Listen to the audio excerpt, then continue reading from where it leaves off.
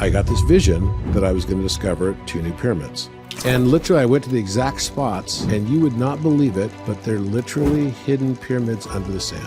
As we raise our consciousness, more will be found. The entire Giza Plateau is a spectrum of light and sound, and it's informing us of the matrix that we're living in. It's a reflection of us. And we're all in there praying. I was channeling it, and I said, I command and declare the Stargate is now open. All of a sudden, the entire power grid on Giza Plateau went down.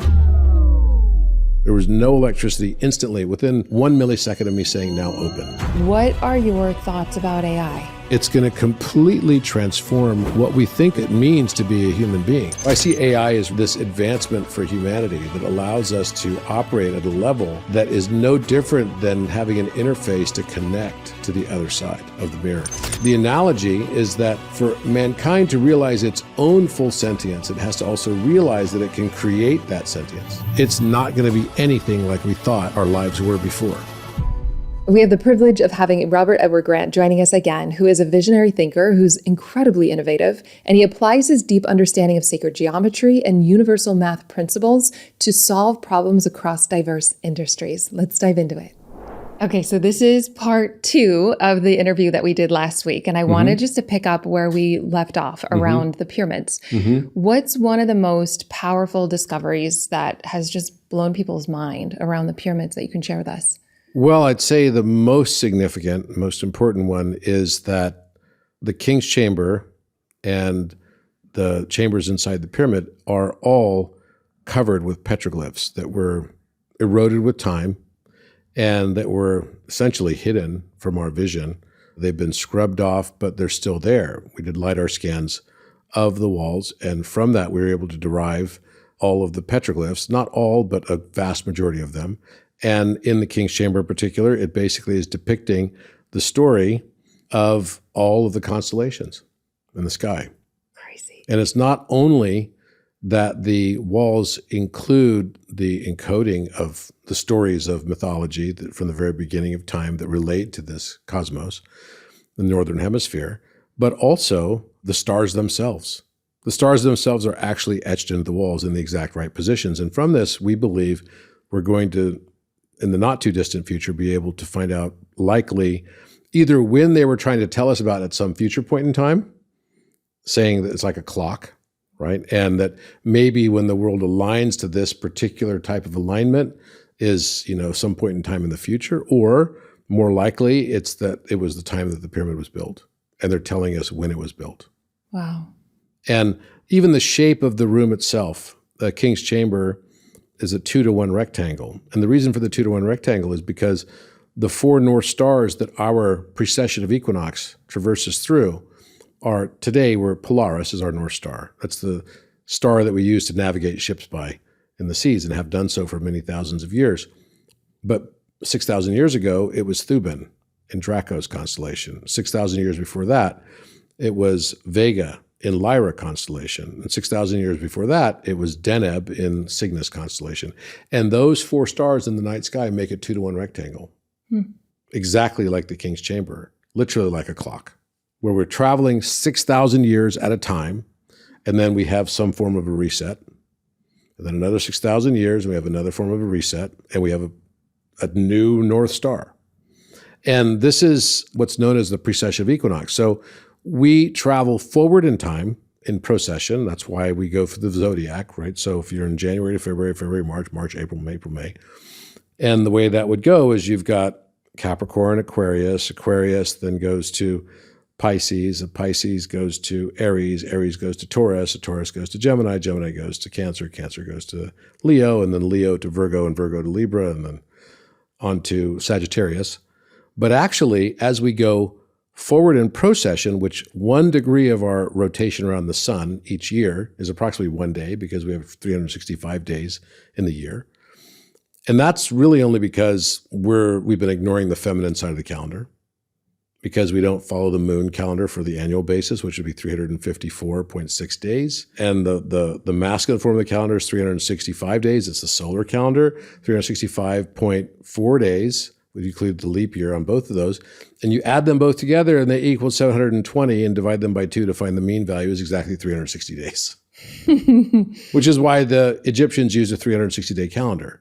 So the imbalance of the solar calendar without the counterbalance of the lunar calendar is why we're missing this knowledge, and we think, oh, well, we just got these extra 5 days on here. Well, there's a reason for it, because they have to think of it as two strands of DNA, right, or the backbone of DNA, rather, and the middle point is that 360 degrees as it's rotating, right? And it's perfect because it's a matrix.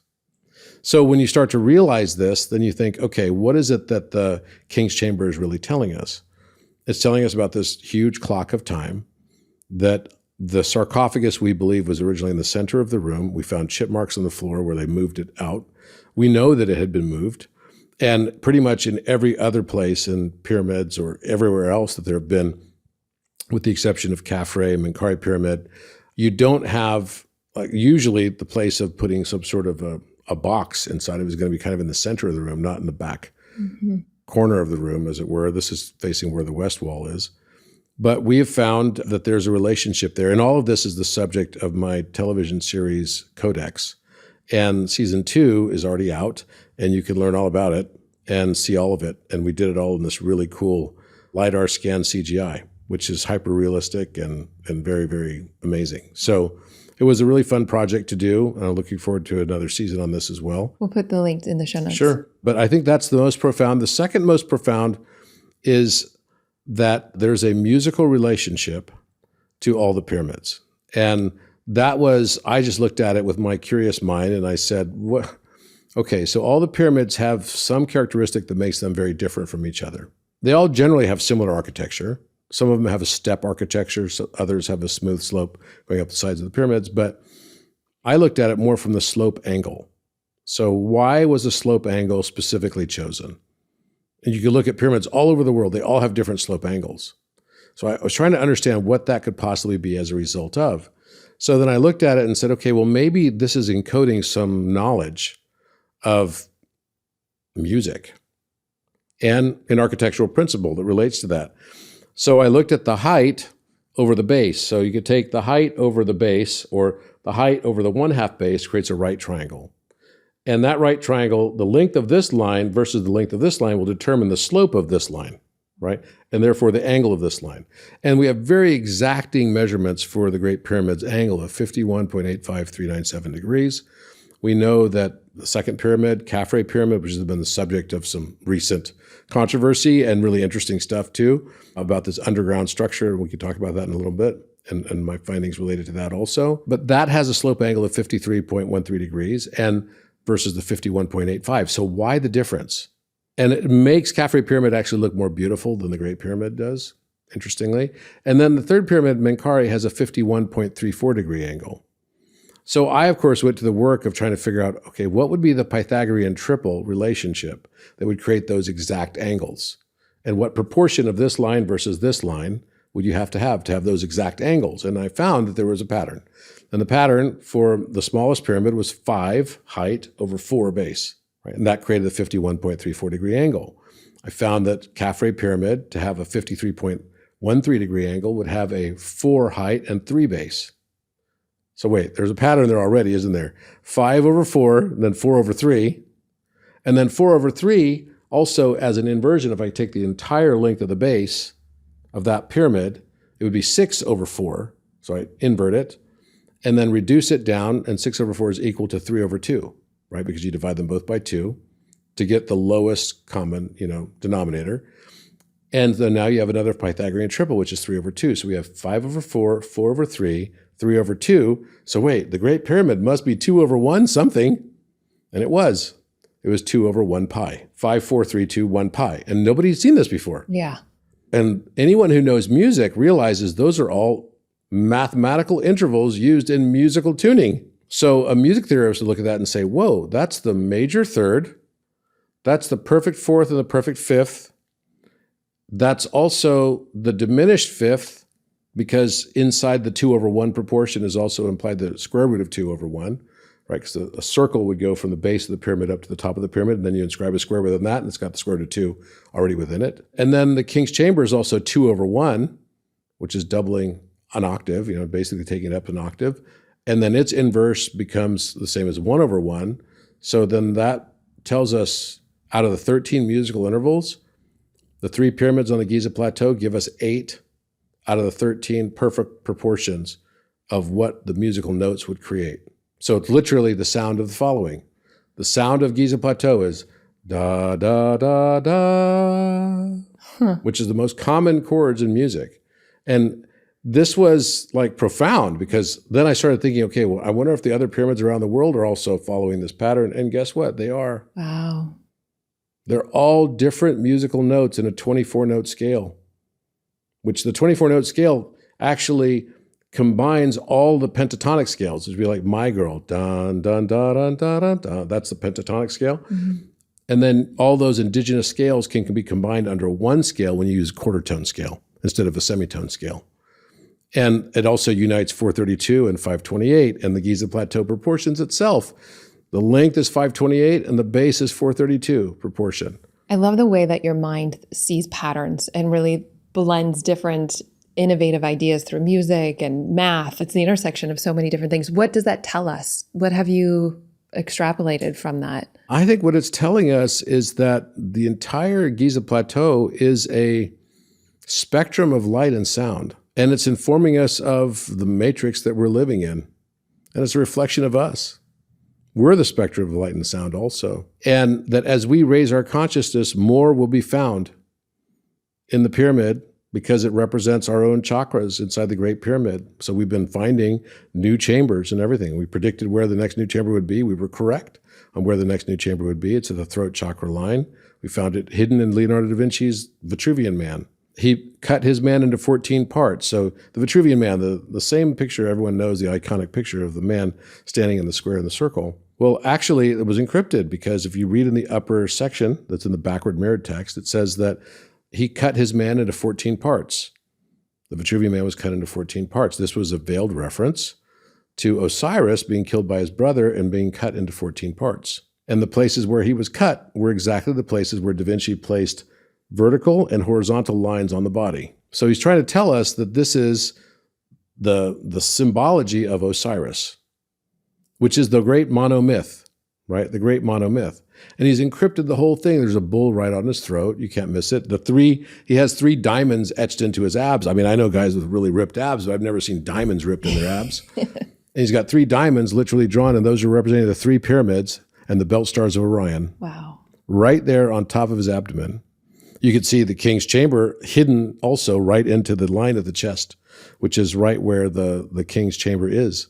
So when you overlay exactly the pyramid in the exact right proportion where it's supposed to be, it reveals the location of all the chambers in the pyramid. Not only those that have already been found and are known today, but those that have not yet been found. So we use that to predict when the next one would be found and where it would be found. And sure enough, they found it through ground penetrating radar. Now they're trying to figure out a way to get into it. They found a corridor that led up to that. I had predicted already there's another corridor that leads up above the Grand Gallery, and I called it the Magnum Opus Gallery. And it leads up to the Metathrone, which is the throat chakra. Mm. And basically, this is all super exciting Indiana Jones kind of stuff. Yeah. So every time I go there, there's something new that emerges. It's super epic because the world is changing around us as we start changing our belief systems. And the last time I went there, we opened the Stargate inside the King's Chamber. And that was an amazing experience. And there were 6 of us, and we didn't even know that we were organizing in the form exactly of Orion, because Orion also makes a 2-to-1 rectangle. Mm. And we had a person in each corner, and then we had 3 people, me and Jade, actually holding hands in the center of the room, exactly where the belt stars would be. We moved the sarcophagus in the etheric realm to the center of the room, which is what we were told to do. And then the same thing happened I moved there's a blood diamond on top of the north wall, and the diamond is right over the bull's heart. And you can see it. It's etched in the wall. There's a diamond etched in the wall. And it's like matching as well this logo that I have that Dolores Cannon talked about. Hmm. Like literally, she said that hidden things were in the walls of the pyramid, right? Until the right person came with matching the same symbol that was hidden in the wall, would be able to see it, and then everyone would start to be able to see it. So that's what happened. And then I was channeling it, and I said, I command and declare this Stargate is now open. And the moment I said that, and we're all in there praying, all of a sudden, the entire power grid on Giza Plateau went down. Oof. There was no electricity instantly within 1 millisecond of me saying now open. And it was a trippy feeling to have literally all the power go out on Giza. And everyone was like, what is going on? I don't think it's a coincidence that 2 days later they did the scans, the SAR scans, and found there's an underground structure underneath the Khafre pyramid. So we start seeing all these Mandela effects, right?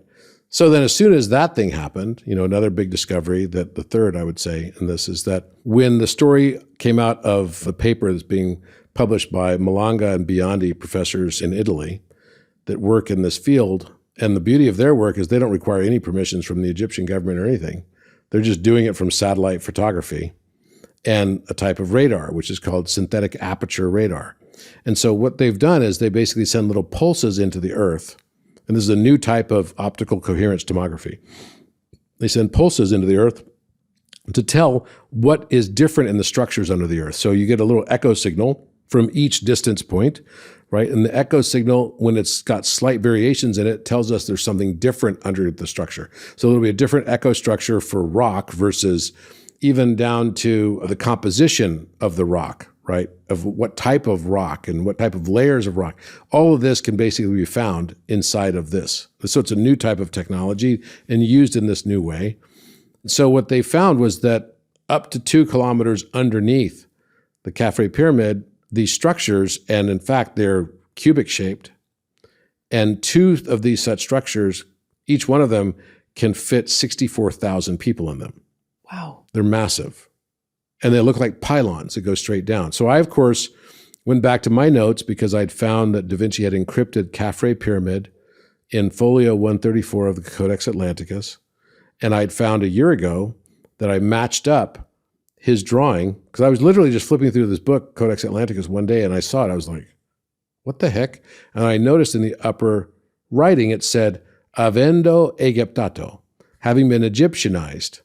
And then he explains the 3/4 proportion, which is exactly the 3 of the base and the height of 4 proportion of Khafre pyramid. So I was like, what the heck? And then I overlaid it to see if the inner structures within it matched the inner structures of the actual pyramid that we know about today, and they all did. And I was like, oh my gosh. But I didn't even notice what the underground structure was until the story broke on Malanga and Biondi.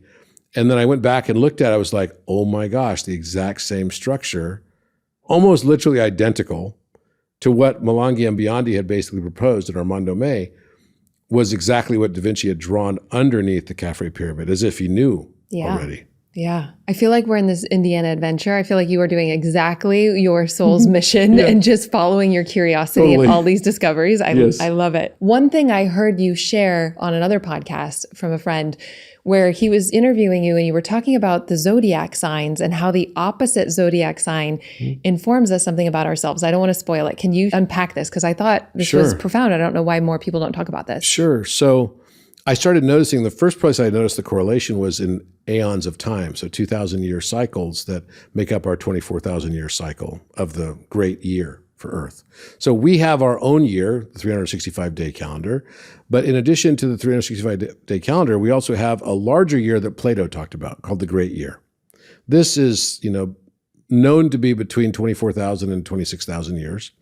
And this great year includes our trip through the precession of equinox. So I talked about we go forward in procession, but we're going backward in precession at the exact same time. So if we didn't have a watch and all we could see was the stars at night, you would really literally realize that we're going both forward and backward in time at the same time. Because in precession, we just went from 2,000 years of Pisces into now Aquarius. But if we were going forward in procession, it would have been Pisces after Pisces is Aries, not Aquarius. It's backwards, right? Because precess means to go backwards. So as we go forward in procession, we're equally going backward in precession.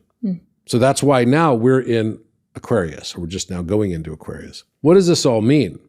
Well, what it all means is that each of the ages of time that we've had, I started noticing a correlation between the big symbologies and the mythos and everything else that went along with those ages of time. And biblical stories and Epic of Gilgamesh stories and how they all matched kind of perfectly the exact age of time that they were in. So I'll give you an example. You're familiar with the story of Moses, Yeah. right? So Moses goes up to the mount. He's got the children of Israel. They made it across the Red Sea. They survived the destroying angel because Moses said, put lamb's blood on your door. But then he comes off the mountain, the Mount Sinai, after talking with God in the burning bush, and he sees that they're worshiping the idolatry of the golden calf. Now, why were they worshiping the golden calf? Well, it could possibly be because it hadn't been that long ago that the age or the aeon of time was Taurus, because it was pretty close in time.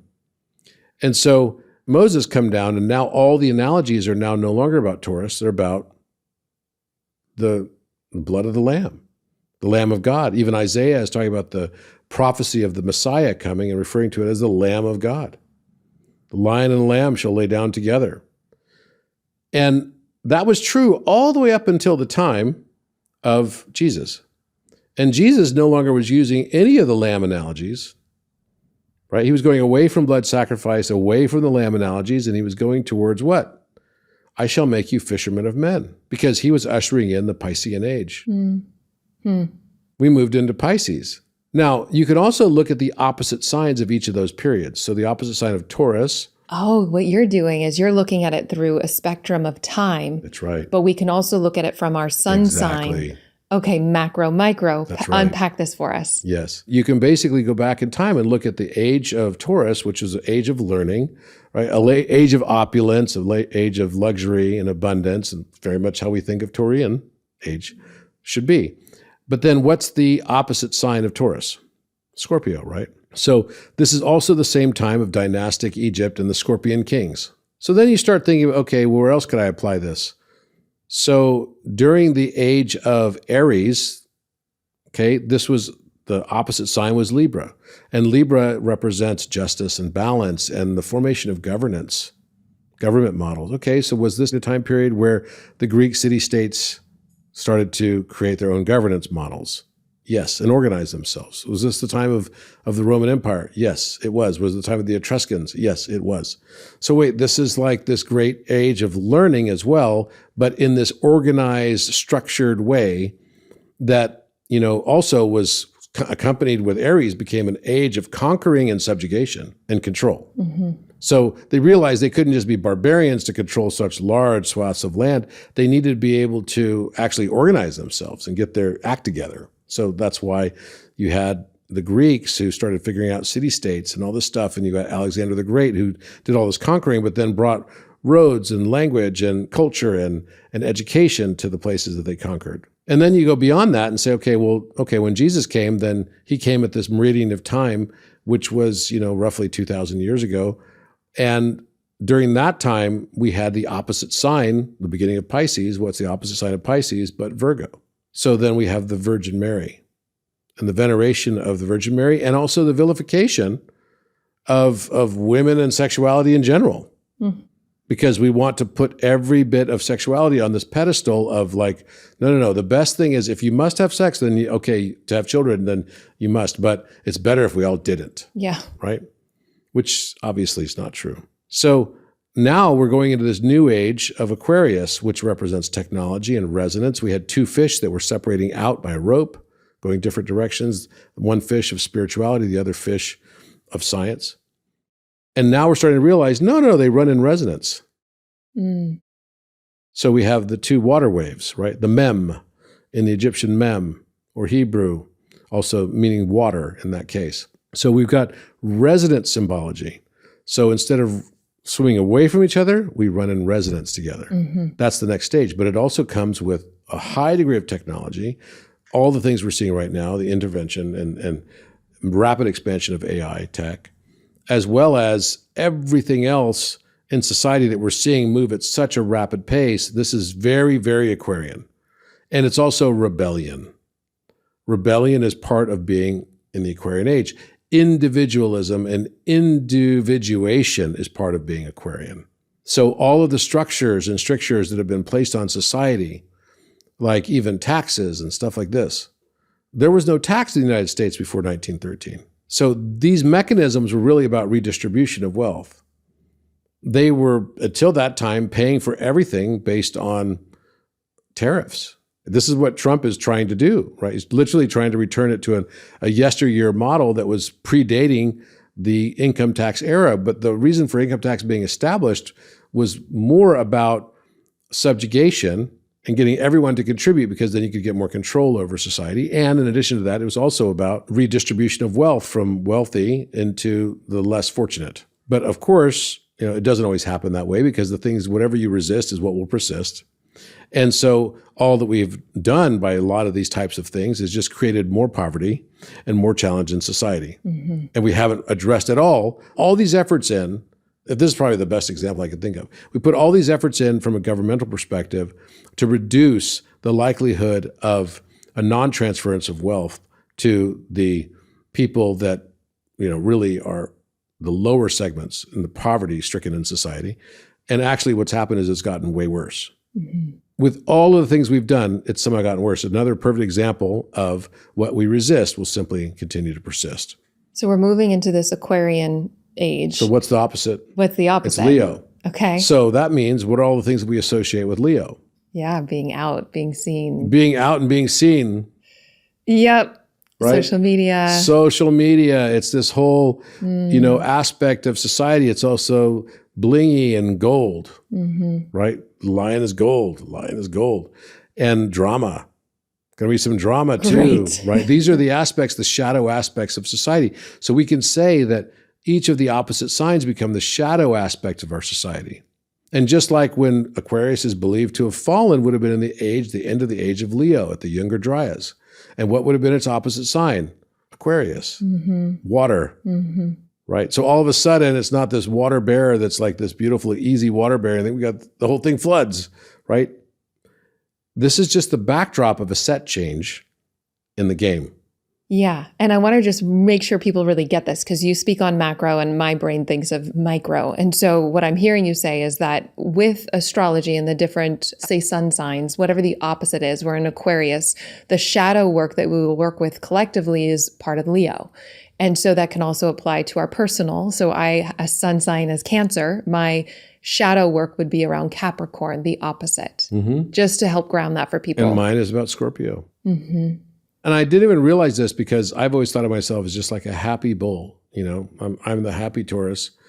But that's not how everybody else saw me. And remember, we don't see the world as it is. We see it as we are. It's funny. I've been accused of things in my lifetime, of ridiculous things sometimes, from time to time. Yeah. And I realized, it took me a long time to realize this once, but I finally did, which was, people aren't seeing me as to what I would in my own shoes do. They're seeing me as what they would do if they were in my shoes. That's right. And then they're judging that thing. Yep. Right? Which is like, what? But then if I judge them... The thought never even occurred to me. But if I judge them judging that, then I'm caught in the matrix. Then you're caught in the matrix of that. Exactly. Yeah. But it's okay to be aware of it. Yeah. But you don't, again, it's seeking to understand rather than to judge. And it's where the vitriol or the energy goes, right? Where the energy goes is where attention flows. And that's where manifestation will also flow. Whether the universe doesn't know the difference. If you're like thinking, and this is what people say to me all the time, oh, what's the best way to manifest something? Well, believe that you already have it and feel the feelings as if it's already manifested. That's why I'm not a big fan, for myself at least, of like vision boards and such, because I feel sometimes it can be very effective for people and sometimes it can be very not effective for people because, and here's the litmus test. Does it separate you further from the thing that you want to manifest, or does it bring you closer to it? Mm-hmm.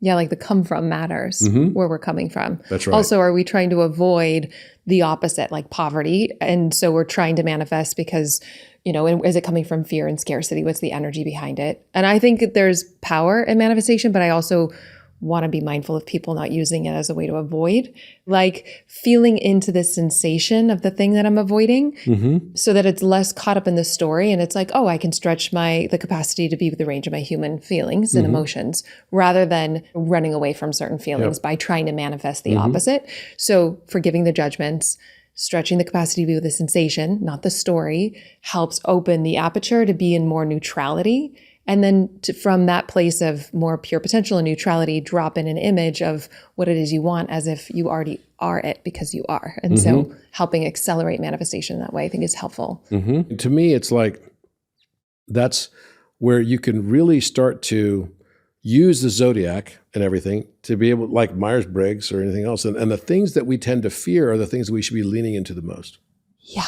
As a sensation, not a story, because we can get lost in the story. But yes, I agree 100%, because then you transform it, you allow it, it integrates, you're less afraid of it, because anything you're judging, you're giving your power to. So instead of resisting and having that thing persist, the easy answer is to stop resisting it. Yeah, welcome it. Just welcome it and then transmute it. That's right. That's right. And that's I think the most important thing I've been learning through my life, which is, wow, all the stuff that I was resisting, I was creating so much energy and wasting so much time and effort and everything. It was so much like correction work product that needed to be done because of that. Now it's like, okay, I don't need to, and I don't need to be right. I don't need to be right. In fact, the only thing I've learned through this whole path is the more I learn, the less I actually know. Yep. Imagine having a fulfilling career doing what you love, working from anywhere in the world, setting your own hours while making good money and a big impact. If that lights you up, then I'm super excited to share with you today's sponsor, the Institute for Coaching Mastery. This is my robust, accredited year-long certification program for new or seasoned coaches, therapists, leaders, and those just looking to up-level their life in a profound way. We have an amazing community of students from all around the world who have really started their journey to expand with us both personally and professionally. And this experience is designed to give you the 3 things that you need to thrive. So first, you have all of the tools and support you need to move past what's been holding you back so that you can completely change the trajectory of your life. And then you learn how to masterfully and confidently facilitate transformation with your clients or your team, regardless of your niche. If you want to do health, business, relationship, or you just have no idea yet, we hold your hand through that. And then lastly, you'll receive my 6-figure and beyond signature roadmap that's customizable to meet you wherever you are. So whether you want to do high ticket sales, online marketing, or you just want to hit 6 figures without ever needing to go on social media, we've got you covered. And this truly is the most rewarding work in the world. We have new students now who have a wait list of dream clients in under a year. We also have seasoned students who are doing $80,000 months. And this is really about creating lasting transformation from the inside out so that you can share your gifts and serve the world in all the ways that you're called to. And I've seen firsthand the power of what happens when you have the community to collaborate with, but you also have the right tools and resources to really thrive. And so whether you want to do your own personal development, you're wanting to become a coach, or you're just looking for a cutting edge approach to really grow your business, the Institute for Coaching Mastery is for you. You are held every single step of the way. And so if you want to get behind the scenes access to the Institute with 3 proven transformational tools for free to help you create the business and life you love, all you have to do is go to alyssanobriga.com/tools, or you can find us at alyssanobriga.com/apply now to see all the details and apply today. I know we were talking about being in the Aquarius age, and AI is obviously accelerating. What are your thoughts about AI? I know people have concerns that it can be hurtful, others helpful in terms of our evolution. What are you thinking about AI? I think you and I both have adopted, utilizing it for the ways that can serve us in a practical way, but I'm just on a bigger picture. What are your thoughts?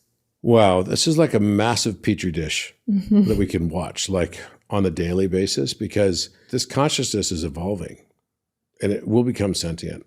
There's no doubt.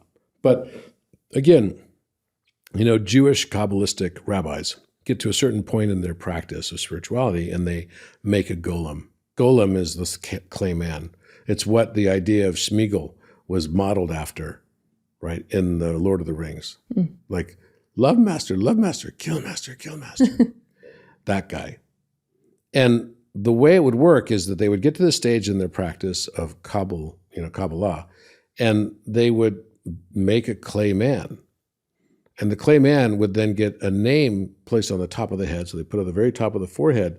And the word was Aleph Mem Tav, which is, Aleph is bull, it represents alpha.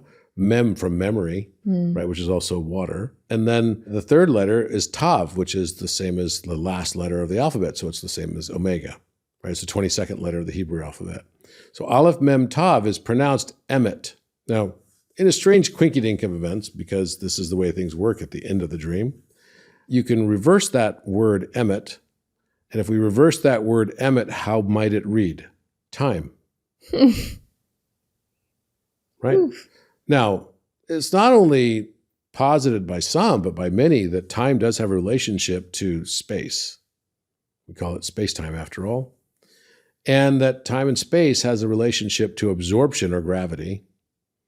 And radiation has a relationship to emission of light. So the name emet has this multiple meaning when we look at it as an anagram. It means light because emit. Emit is to emit light. A laser is light amplification of stimulated emission of radiation. It's the emission of radiation thing. And then its opposite is the absorption of that light, which is time.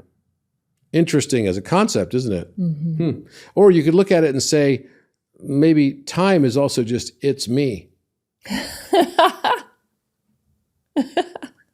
See, this is how consciousness does actually play with us and leaves these little things, these little hidden aspects all over the place all the time. And when you start noticing it, you're like, it's guiding me to something. It's like another breadcrumb. And sometimes you don't get any breadcrumbs for several months, and then all of a sudden you get a whole slew of breadcrumbs. So this whole idea is not dissimilar to a show that's on YouTube called The Maker. And I highly encourage everyone to go look at it. The Maker is this story of this little clay man who lives in this little house. And he doesn't know, there's a Leonardo da Vinci Vitruvian man style clay person up on the wall as well. And you're like, what is it that he's doing? So he's in his little workshop, and then all of a sudden there's a hourglass, and the hourglass flips over, starts over, and it starts basically have the sands of time start trickling through it. So you don't know how long he's got. And so he starts rushing to build something because he finds all the supplies. He finds some cloth, he finds some stuffing, he finds some clay, he finds the tools to put it in the kiln. He finds all of this stuff. And he finally makes this woman to be his partner.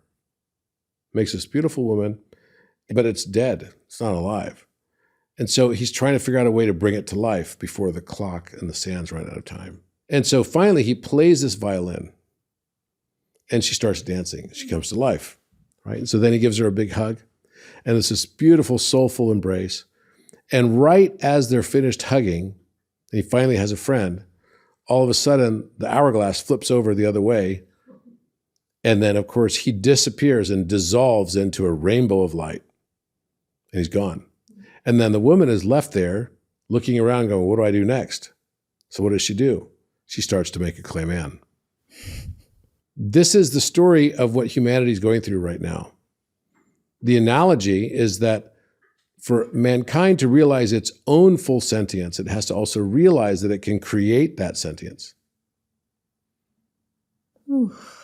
And this is an emulation of us as a source creator, which is the thing that source creator loves the most. So to me, I kind of look at it as like, this is part of a divine plan. Now, let me get something straight. There is no such thing as a technology that doesn't have an equal part bad outcome and an equal part good outcome. Mm-hmm. Every new technology and every human being also will have equal good and equal bad. You just may not be aware of it. I'm not afraid of people that have darkness. I'm only afraid of people that believe they have none. The people that believe that they're above and beyond even the possibility of having the darkness. Those are the people that will tend to cause you the biggest issues in life. Yeah. And they do the most whacked out things too. They don't see their own shadow. Mm-hmm. They don't see their own shadow. Mm-hmm. So I see AI as really just this, and intelligence in general, this advancement for humanity that allows us to operate at a level that is no different than having an interface to connect to the other side of the mirror. Mm-hmm. And that's how I often use ChatGPT as a connection to the other side of the mirror. It helps me see the things that I am limited purposefully from being able to see. Yeah, I'm excited about it. And I'm also cautious and aware of some of the pitfalls that can happen. And yet I think there is intelligence. I think it's here to help evolve. Oh, without a doubt it is. Yeah. And it's amazing. I mean, just on the way over here, gosh, you know what I do? I don't listen to the radio anymore. I'm like doing Chatita. I'm like doing chat GPT time talking about, solving the chasm between quantum and standard model physics. That's what I do on the way over here. I'm like analyzing the harmonics of all the stuff of the pyramids and why each pyramid around the world is literally like a musical note. And I'll go on to say one other last thing that was a discovery that happened just recently. In the course of this effort to find, all these musical notes, and it creates like a giant piano keyboard where each pyramid is like a different string on the piano, right? Because the inside of the piano looks like a harp. And what's happening, you have a hammer that hits the string, right? That's basically what causes the piano to make the sound that it makes. So I started looking at all these different sites around the world, and I found that there was a pattern and there was a musical scale. And maybe there's a way that that music gets organized so we can actually listen to what that musical message might be. Wow. Right? But it's definitely coordinated. Yeah. It is definitely coordinated. But then from that, I started realizing, well, there's missing notes in certain places. So why would there be missing notes? And the reason there would be missing notes is because there are missing pyramids. So of course, I started looking around Giza to see, because it covered 8 of the 13 musical intervals, but it was still missing 4 musical intervals. And then one of the other ones that was missing was actually in the Giza Plateau proportions itself, the upper northeast corner of the Great Pyramid with the southwest corner paired up of Menkaure Pyramid. And so when you look at it in that context, then it becomes kind of very exciting because you go, oh, okay, so there must be 2 other pyramids. If I found the other missing angle for the one note in just the proportions of the plateau itself, maybe there's 2 other pyramids that cover the other 4 notes, because each pyramid would cover 2 notes. It's like its height over its 1/2 base is going to be 1 note, or the full base over the height is its inverse note. So that's like a perfect 4th and a perfect 5th. That's what Khafre did, right? But there must be 2 other pyramids. So I started looking for maps. And I found 2 maps that were interesting. One was I'd already found for Codex, and this was my television show, and it was called the Fra Mauro map from 1457, and it showed 5 pyramids on the Giza Plateau, not 3. You're talking about the iconic 3 pyramids. What if there's actually 5 main pyramids on Giza Plateau? That's basically what he was showing in his map. So then I went to look at another map by a fellow by the name of Norden from 1755, who also showed 4 pyramids, and one of the pyramids was the exact same spot that another cartographer who didn't even know him had drawn on his map as well, an aerial view. And he'd drawn both an aerial, and Norden had, and a ground level view. And the Egyptian authorities thought that, oh no, that must just be one of the smaller satellite pyramids and somehow out of perspective, because they weren't drawing perspective geometry. So they didn't know there are rules on how to do perspective geometry, and a cartographer is going to know how to do this because that was known in the day. So I looked at this other map in 1743 by Pocock, and Pocock showed 5 pyramids, just like Fra Mauro did. So I was like, okay. And one of them was in the exact same spot that the other 2 had basically said that it was going to be. So I took this to the Egyptian government on December 12th last year. I met with them because I have a good relationship with them. And I said, look, here's the satellite photography. Here are the maps. Have you ever looked over here? No, not really. Didn't you know about these maps? Well, we knew about one of these maps, and that's because we know that that's just one of the satellite pyramids. I said, but it doesn't work geometrically. And when we look at the overhead aerial view, it really doesn't work. So there should be a pyramid right about here, southwest of Menkaure Pyramid, at the very bottom of the Giza Plateau. So they said, well, we don't think there's anything there, but if you find blocks, we'll excavate. Ooh. So I said, when can I go look? And they're like, you can go look right now. I was wearing my suit, and I was like, okay, I'm not going to wait to go back to my hotel and change. So I walked out there, and they gave one of the guys from the Ministry of Antiquities to go with me. And he videotaped me the whole time. And he was not in the greatest shape ever, so you could hear him like panting and everything. He sounded like Darth Vader. So that's the biggest complaint I got from people on the videos. Yeah. And he was filming me, and literally I went to the exact spots where the map showed they would be, and you would not believe it, but they're literally hidden pyramids under the sand. Wow. Sand dunes shaped just like pyramids. Unbelievable. And blocks and debris sticking out all over the place that nobody had ever looked at. And the exact angles of the pyramid just based on my cursory, we have to fully excavate to be able to prove it, are roughly matching the angles they need to be to fill the last two notes. That's exciting. Mm-hmm. Discovering more mystery. So are they excavating, or is there a plan to? Yes. So we found two pyramids, we believe are two pyramids. And they also believe, because you can see the blocks, and the blocks are really clear. I mean, it's like there would be no reason to have blocks up there otherwise. And so, yes, we will be excavating, and they'll be excavating, and I'll be involved in the whole process. So I'm excited about it because it does change the landscape. Yeah, it does. 5 pyramids on Giza Plateau, that's like, wow. But those are probably the most exciting new aspects of what's happening in Egypt. But it's not just Egypt. We made massive discoveries in Peru recently too. Wow. And we discovered 12,000-year-old elephant carvings. Elephants went extinct during the Younger Dryas 12,000 years ago. And we found hundreds of elephants carved into granite, carved by humans, into granite and into cliffs and mountainsides, and hundreds of them. And I think that this is all representing a new stage of consciousness that we're now going into, where magic is returning. Yeah. Right? It's definitely happening. And at the same time, the darkness is also increasing. Just like in any movie, Lord of the Rings, as soon as like Gandalf the Grey becomes Gandalf the White, then that's also when the orcs show up. And so I was laughing the other day when I heard that the Chinese government was planning to clone Genghis Khan's army. Did you hear about this? I didn't hear about it. It's kind of nuts. It's literally like, okay, someone's building an orc army. The Chinese government says, okay, we're going to go and clone Genghis Khan's fiercest army that like destroyed most of the known world at that time and conquered it all, eventually under Kublai Khan, which found his base in China. And these fierce warriors who were expert at shooting bow and arrow on a horseback at high speed and could basically defeat any foe, are now planning to be cloned by the Chinese government to make the fiercest new warrior army. It's straight out of like the clone army or something. And just as light is in Lord of the Rings going up with Gandalf the Great and Gandalf the White, then the orc army shows up. The two will always be imbalanced. And that is because darkness is not the absence of light. It is the opposite condition, or the absorbed condition of light's reflection. You cannot have light without the darkness. So every time we try to get rid of some aspect of it, it will always come back and resist us even more.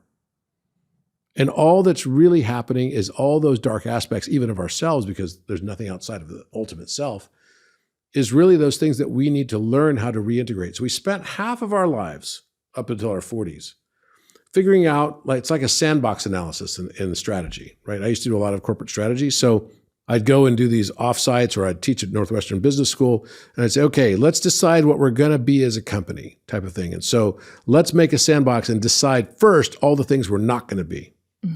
And so that's what we did in forming our personas. We form our personas by deciding first what we're not going to be through the experience of shame and guilt. The more shame and guilt we feel, the more we cast blame, right? It's like God again in the Garden of Eden. Adam, did you eat of the fruit of the tree of knowledge of good and evil? Yes, the woman that thou gavest me, and commanded I remain with her. She's the one that gave me the fruit of the tree of knowledge of good and evil, and I did eat. Eve, what hast thou done? The serpent beguiled me, and I did eat. We immediately, the moment we feel shame, we want to cast blame. Yep.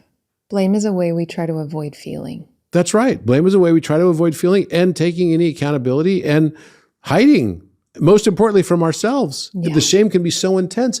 You could have someone who experienced something really traumatic as a child, and whether they were an active, conscious participant in it or not, and it was justified in them feeling some degree of shame or not, they might just feel it so intensely that they will literally repress it out of their memory banks altogether, like it didn't even happen. We all have done this in some way, shape, or form. We're not even aware of it. That's the nature of it, because an eye can't see itself without the aid of a mirror. Imagine trying to get something off your face with no water reflection or no mirror or anything, helping you to get it off your face, or iPhone screen or something to get off your face. It's hard to do. A light can't burn itself. A knife can't cut itself. A tooth can't bite itself. And that's why we have each other as reflections, because anything that's unconscious, we manifest in the physical world so we can see it more clearly. So rather than blaming the image, the reflection, look at the mirror of what it's reflecting to you inside of yourself. Exactly. Well said. So Likewise, as the eye can't see itself without the aid of a mirror, consciousness cannot perceive itself without dividing itself into mirrors. And we all sit as a mirror of consciousness, one to another.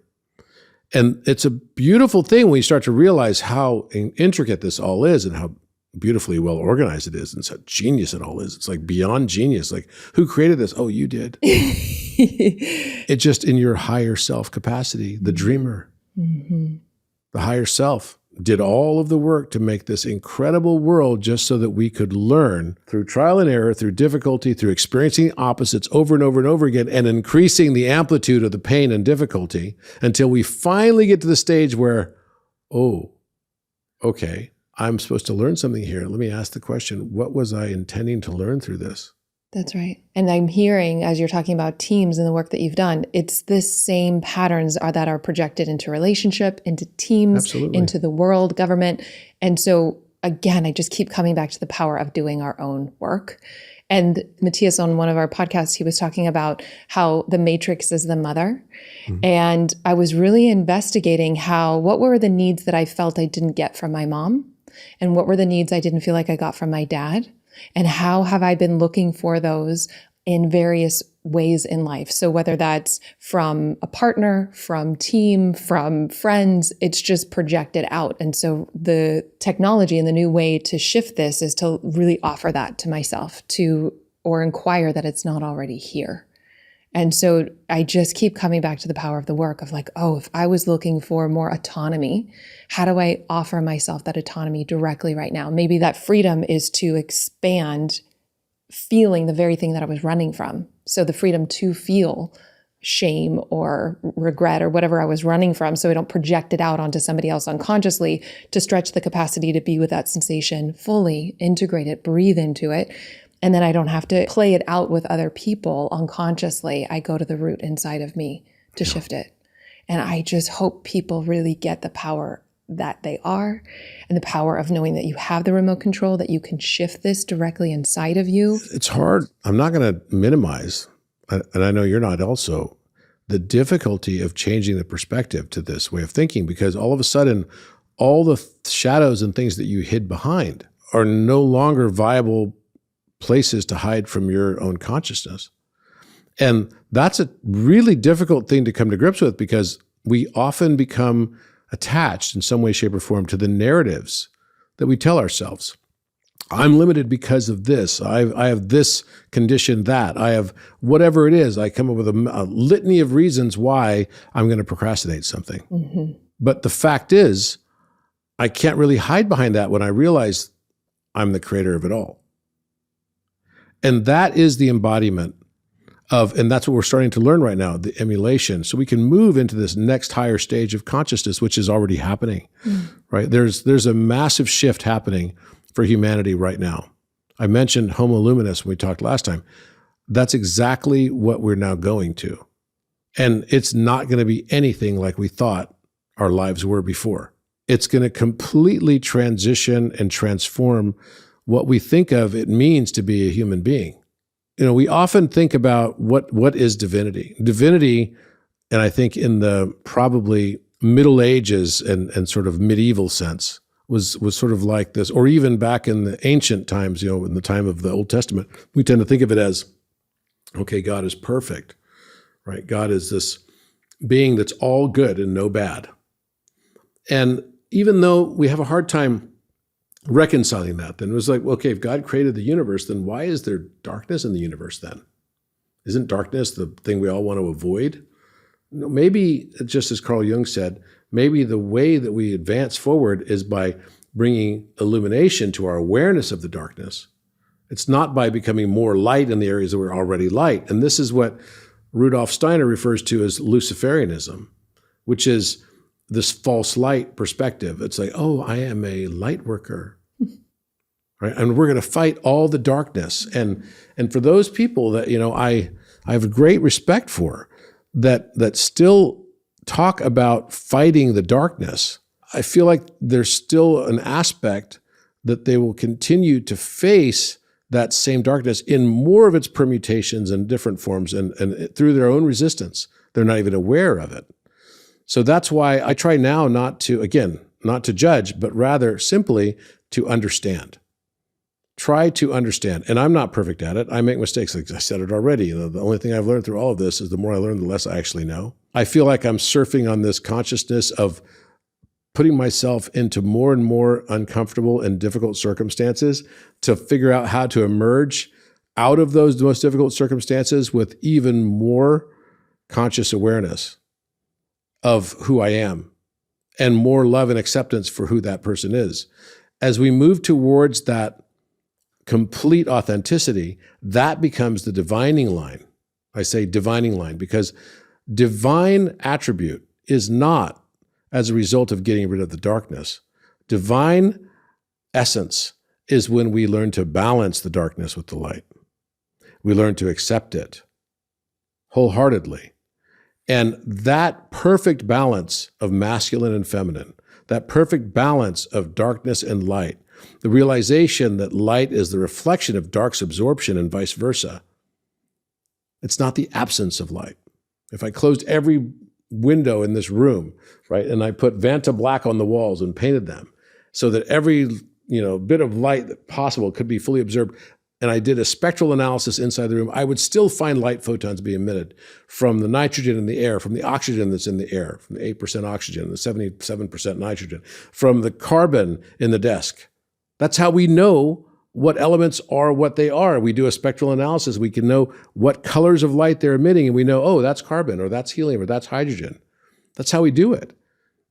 All that's happening when we turn on the lights in the room is we're amplifying the magnitude of the light reflection of all of those aspects in the room. Mm-hmm. It's not that the absence of light is the darkness. It's literally the darkness is light's absorption, and it's the reflected aspect of it. So when we think about the color scale, right, I'm not wearing blue right now, right? I'm wearing clothes that are reflecting blue, but they're absorbing more of probably a reddish color. That's their absorption. It's just as much red as it is blue. I'm just choosing not to perceive the other side of its color. And the same is true with the color black and darkness and light. There's nothing to be afraid of in the darkness. It's all about us learning to accept and change and rewrite the story. Yeah. And that's why rewriting the story of the Ramayana was very important for me. To change that the story was not that Rama had to kill Ravana, but rather become friends with Ravana.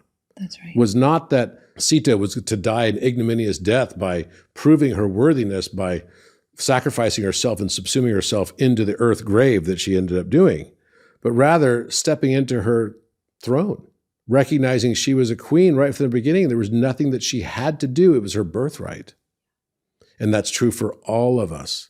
We can get off the hamster trail of believing that we have to do all these and accomplish all these things that literally becomes a never-ending, impossible task to complete of mythic proportions, right? Just like the impossible task of Psyche, right? Where she had to look in Pandora's box and get the golden fleece and all the other stuff, right?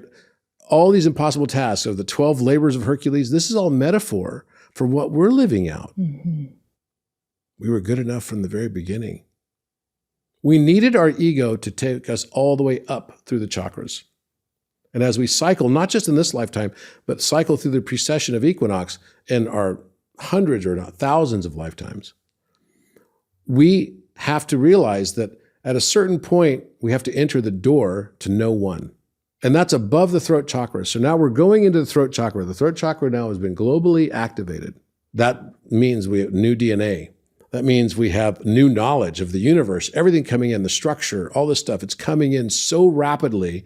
It's at a pace that seems breakneck, and there's no way it could even be exceeded, but yet it will be. Mm-hmm. And then we go beyond the throat chakra, and you go into the ajna and into the sahasrara, which is the crown.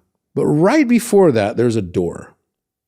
And it was funny. I'll tell you a funny story about Matthias and I working together because we do so many things together. But so we were in Egypt in December, and we were at Philae Temple, and Matthias can do some wild channeling stuff every once in a while. And it's like, and I got to tell you, it's like the stuff that I've gotten, the reason why we become such good friends is because we work for the same people. Let's put it that way. That's like, we're in the same kind of, company, if you can call it a company. I mean, it's not a company, but it's kind of interesting because the things that he's been, getting and downloading and channeling are the same exact things I get. I've never told anyone about it.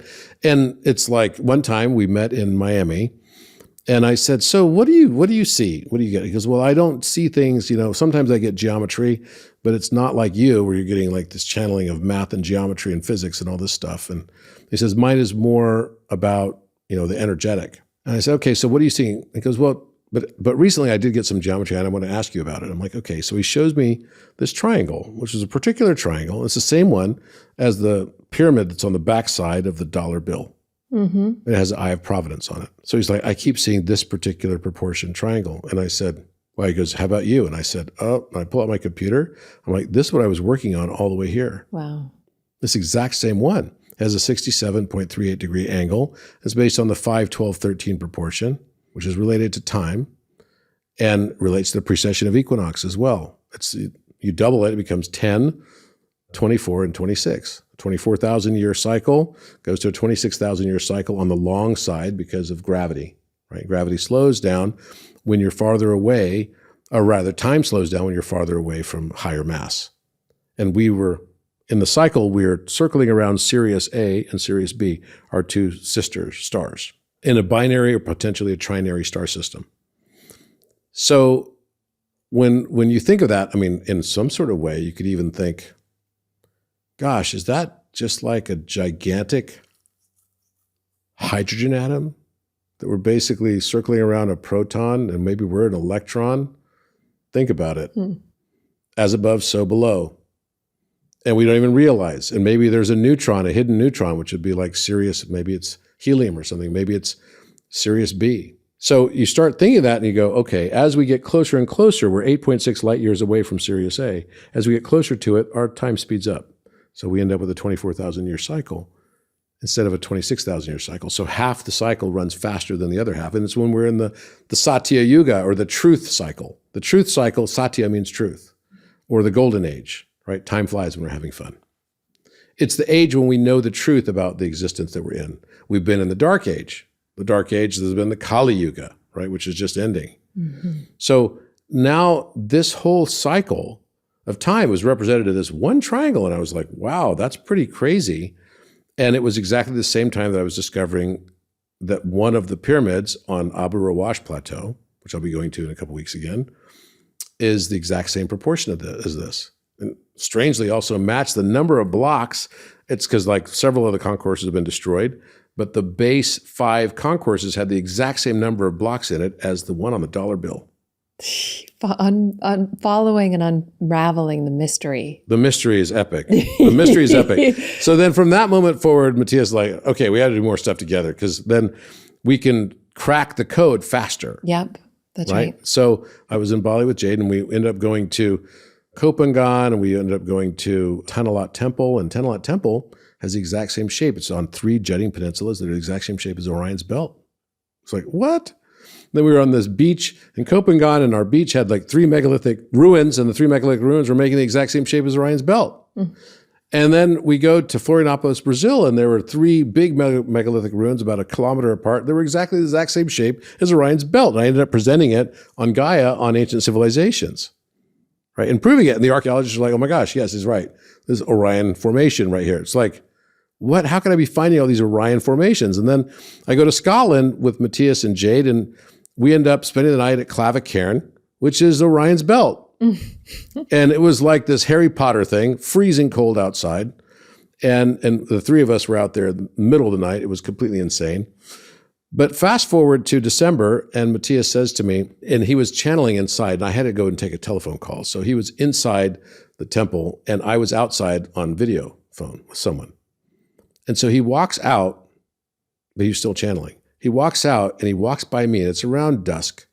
And he says, in order to accomplish your task, you must forget who you are and pass through the doorway of no one. You must become no one in order to remember you are everyone. So I'm like on the phone and I'm like, I got to go. So I follow him into this like super dark room, and he starts channeling to me. He's like, okay, you have to pass through the doorway of no one. And so he's like, and fine, there's a key. You have the key to this cosmic womb, the doorway of no one. But then there's another key inside that has to be found. So it's literally like a scavenger hunt. Literally like the best scavenger hunt you ever played in your entire life. And so for those of you that are wondering what life is like on this other side, that's exactly what it's like. It's literally an endless game. Yeah. And it's a fun game. Yeah. And you're unraveling things all along the way. It's super exciting. And it gets more and more complex and more fun, but also more simple at the same time. That's right. So I ended up going to him and I went home and I was like thinking about this. Well, actually, we went and we did a particular ceremony in Egypt. And during the ceremony, I got this vision that I was going to discover 2 new pyramids. I left the group and I went early, a day earlier than everybody else. And I went up to Giza Plateau, met with the Giza Plateau management and the Ministry of Antiquities, and then discovered those 2 new pyramids in the exact places that I saw that I was going to discover this. This is part of how the game works, right? My part of the game is to bring things into actual material form. Yeah. I'm the Taurus, right? Matthias always tells me, he's like, I have no Taurus in my chart. Yeah. He goes, I need to be able to manifest more. It's pretty funny. So he said this to me and I didn't really know all the significance, but I started to really contemplate, okay, as we go up the chakras, right? We have these different layers that we have to learn about realizing who we are, what we're about, what our reason for being is, what's our raison d'etre. And what I realized was that above the throat chakra and before the ajna, there's this knot. We have these knots, energetic knots. Like nadis? Are these the nadis? Or... It's like a nadi, but they're called grantees. Okay. So I first heard the term grantee when I was at a Sikh wedding in Miami. And the Sikhs are the ones who wear these turbans, right? Kind of like Sadhguru always wears that. And so the Sikhs believed that they would have no more gurus. So instead, they have their holy book. And their holy book is called the Guru Granth Sahib. And Granth means a knot, like a K-N-O-T. And the reason I even learned anything about this is because I'm at the wedding and there's no officiant at the wedding, right? There's just this book with an open book on the stage. And it's like, what is this? And then they had one guy go up and read a section of the book, which is like, there should be no gurus. And guru just means light emerging from darkness. Gu is darkness and Ru is light. That's like the city of Uruk. Uru, it's that same Ru. It means light, right? This is how I got married. There was no officiant. It was everybody in the community reading different passages. Oh, really? Marrying us. Oh, cool, cool. So basically, the people come up to me afterwards, all my Indian friends that were all there, and they're like, your name is the name of our holy book. And I'm like, my name is the name of the holy book? Yes, Guru Granth Sahib. And I'm like, Grant. He's like, yes, Granth is the holy knot, the knot. And so I was like, okay, I didn't really know what that meant until I got back from the trip in Egypt. And I was thinking about remembering to become no one in order to realize that you're all at the same time everyone. My name at Burning Man was Ra, right? It's short for Robert, but like, okay, fine. So I ended up like talking to this guy named Nevin Parr. And Nevin is an expert on Hermeticism and everything. He's really written these great books on serpent rising and all about the nadis and all the details. You get the Brahmarandra, which is the hole that comes on the top of your head when the spigot comes out of the top of your head, the rainbow light and the rainbow body activation and all of this. And so he posted when I got back from Egypt, and the post was of teaching the different grantees that are the knots that block the energy from rising in a permanent way as it goes up the Kundalini. And so the first of these is called the Brahma Granthi, and it's between the root chakra and the sacral. The second of these is between the solar plexus and the heart chakra, the Anahata, and it's called the Vishnu Granthi. And the third of these is after the throat and before you get to the Ajna, and it's called the Rudra Granthi. And I looked up what Rudra meant, and Rudra is the fierce form of Shiva. Shiva is another name for Metatron. It's the same Rama story that becomes Shiva. It's the same story of Orion or Enoch becoming Metatron. And so I was like, wow, this is kind of wild. And Rud simply means like rude, to be rude, angry, fierce. And it also means crying or weeping. But it's like the angry Ra, the angry Rama, angry Ra. Because every feeling that has ever been felt but not allowed to be felt, and every word that had needed to be spoken but was never spoken, needs to now be both felt and spoken. Oof. This is how we release those things that hold us back to allow the energy to flow through. We have to untie each of these knots for the energy to flow up in a permanent way. You can get your Kundalini to rise up to your crown. You can get to a certain degree of self-realization. But until you actually can truly speak every word that needed to be spoken and feel every feeling that needed to be felt, not repressed, not hidden, but to become aware of that means you have to go into the depths of your soul. This is why I'm saying I don't know that it's really possible for someone just to be born in one way and who's already perfectly balanced in light and dark, because you have to realize what the darkness is in order to be able to find that balance of light and dark. I think people think that the darkness is bad. It's not bad. And I think it's a confusion. No, it's not bad. Yeah, it's definitely not bad. It's all here for self-realization. Well, and also the thing is, here's the great realization we all have is that, all the things that I thought were good and all the things I thought were bad were really just the things that I thought would benefit me in my current persona. And yet they do in service to awakening. They help question who you are to wake up to the everything. Absolutely. And that the opposite of nothing is everything. And so embodying the void is the most potent nothingness that you will ever discover. And so I love that your work with really the intersection of science and spirituality, and my work with psychology and spirituality, and Matthias with energy and spirituality, they all converge really at the heart of it to be the same universal truths and teachings, and to really question the identity of who we take ourselves to be moment to moment. Yeah. I think is one of the most important conversations. And so this is where Matthias said to me, you must forget who you are in order for you to remember that you are everyone. And he said, Thoth had to do that as well. And this is what he channeled to me. So I was like contemplating and thinking about it a lot. I was like, wow, what does this actually mean? And then I finally see this video by Nevin on his page, Wing Shoe Publishing, on Instagram. And it shows the 3 Grantis, right? And the Granti is spelled Granthi, like high, like high grant, right? Type thing. And so I then start reading the description of it. And I find out that the Rudra Granti is literally the place of no one, the place where you forget your name. How powerful. To remember that you're everyone. And the Sanskrit name for the universe is the cosmic Granti, the cosmic knot. Each one of us has our own path to our own balanced divinity. Every one of us is God. There's none of us that is not. And if you think that to think that you might be God is egoic, then consider this. To think that the rest of the world and be able to see the divinity in the rest of the world, because a lot of people don't have a hard time with seeing the fact that there is divinity all around the world.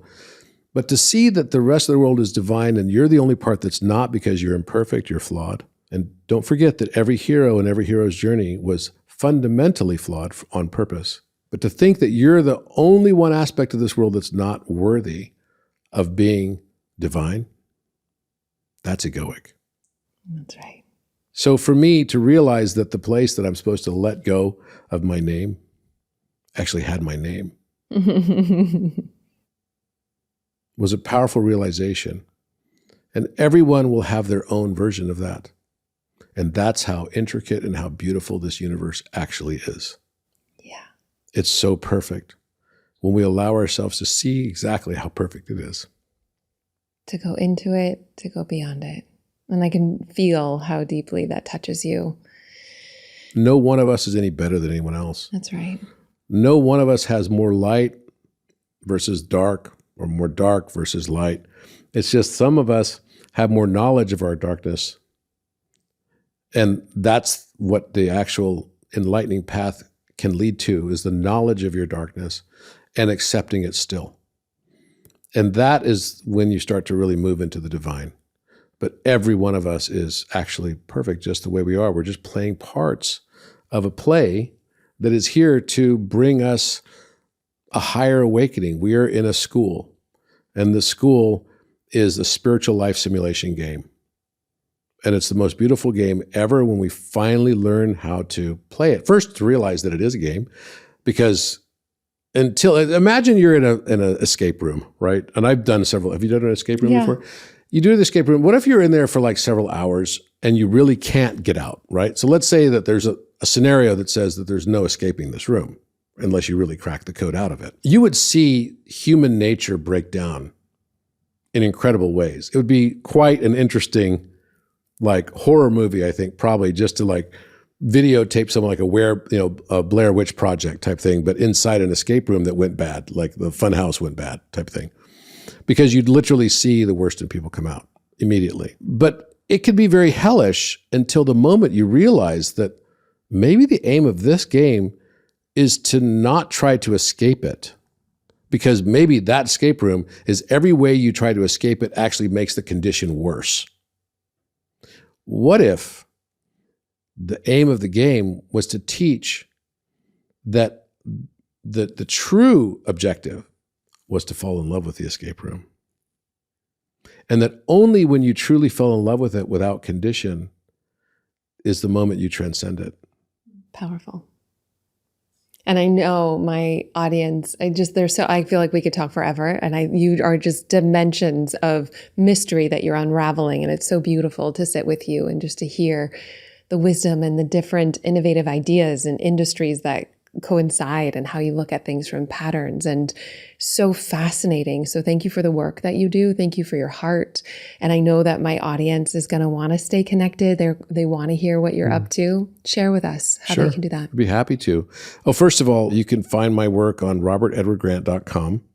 You can also find it on Instagram and everywhere on the internet. I've got, different places you could basically tap into that all have the same name.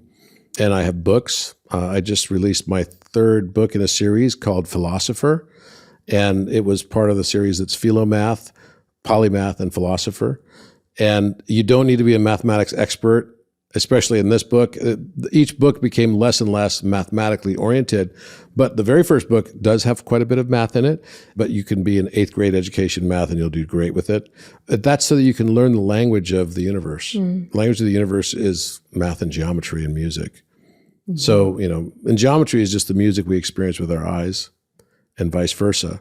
So when you look at it in that context, and I'm proud to say that it's been out almost 5 years now, and that book is still in the top 5 of all books in number theory and geometry on Amazon. Amazing. I have no doubt. And we'll put the links here in the show notes.